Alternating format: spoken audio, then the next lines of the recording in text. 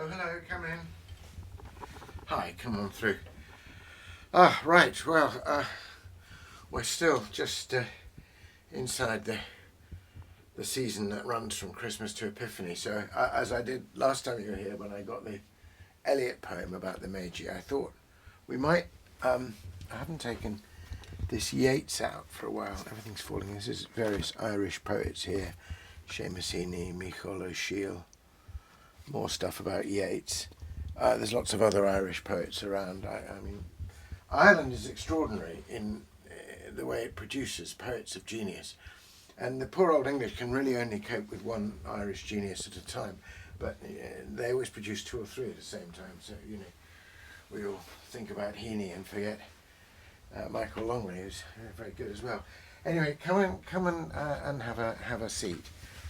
So, we read Eliot's poem, The Journey of the Magi, and I riffed on how it drew out from Lancelot Andrewes.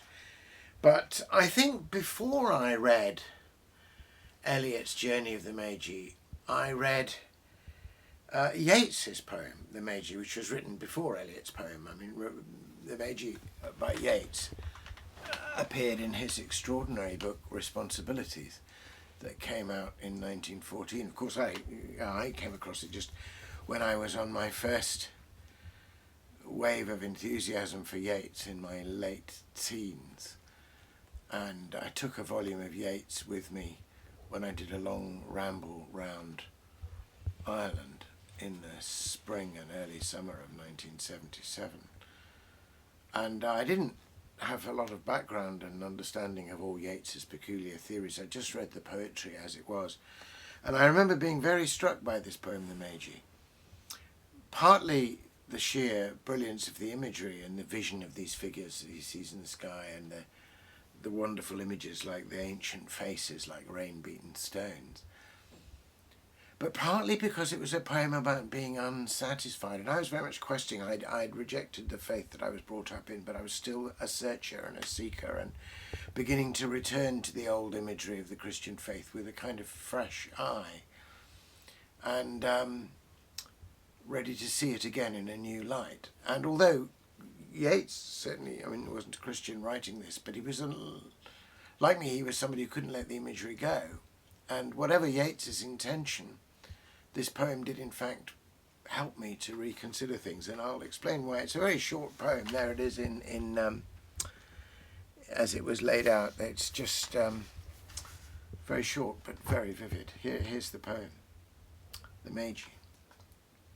Now, as at all times, I can see in the mind's eye, in their stiff painted clothes, the pale, unsatisfied ones appear and disappear in the blue depth of the sky, with all their ancient faces like rain-beaten stones, and all their helms of silver hovering side by side, and all their eyes still fixed, hoping to find once more, being by Calvary's turbulence, unsatisfied, the uncontrollable mystery on the bestial floor.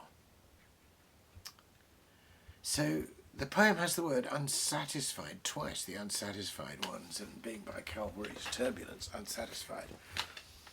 And yet it also has hope, hoping to find. It's seeking, hoping to find. But I suppose I never knew quite what to make of the idea that the Magi, having seen the birth, the incarnation, somehow see Calvary. There's two, and there's something about its turbulence that doesn't satisfy them. Of course, Calvary is only one half of the story, and Easter is the other half, and perhaps these pale, unsatisfied ones haven't seen that yet. And yet they can't give up, and so they kind of go back again to the incarnation as though there's something they've missed, which indeed perhaps there is. But I think what was really astonishing was the way Yeats completely remakes. He just blows away all those cosy Christmas card pictures of a very tidy, clean little baby, you know, with a glowing halo on absolutely pristine golden straw, you know, all that. Just with that final line, the uncontrollable mystery on the bestial floor. You know, the bestial floor in one sense is the floor of the stable where the beasts are. It's, you know, in that sense, but it's also the animal in us. You know, where, as it were, if you think about the great towering range of creation from the tiniest atom to the most distant star, and we're kind of, at least in our beginnings, you know, we're very much human animals, and begun on the ground floor, as it were. We may grow up into something more, and yet it's right there on the bestial floor that the mystery comes. And mystery, and most people would say incomprehensible mystery. That's what a minor poet would say. But Yeats says uncontrollable mystery, that the mystery of God being born in human form is not only a mystery which we'll never fully comprehend, but we'll never completely control it or hold it down. You know, it's always breaking free and breaking open and striking you in a new way and meaning something a bit more.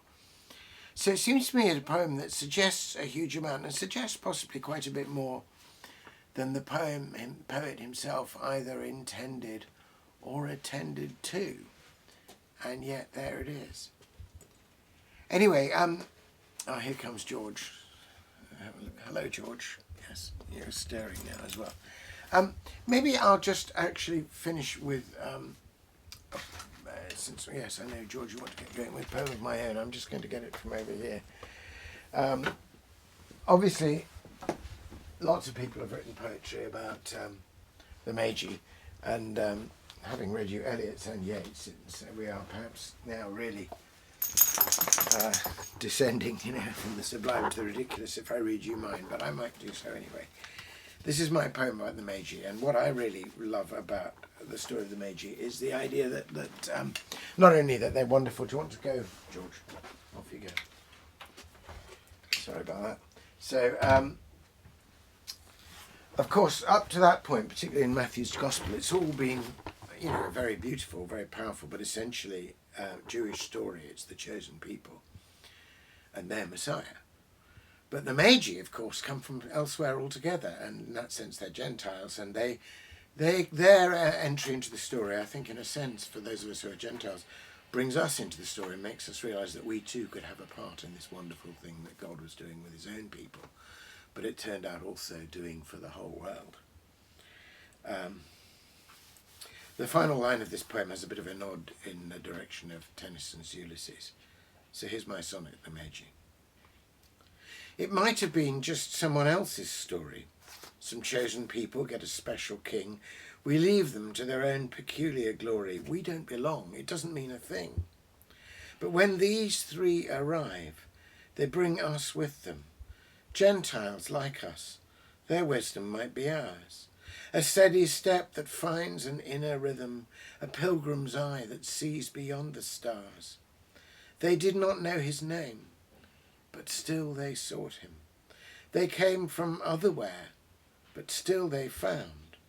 In palaces found those who sold and bought him, but in the filthy stable, hallowed ground. Their courage gives our questing hearts a voice, to seek, to find, to worship, to rejoice. Happy Epiphany, and thanks for dropping by.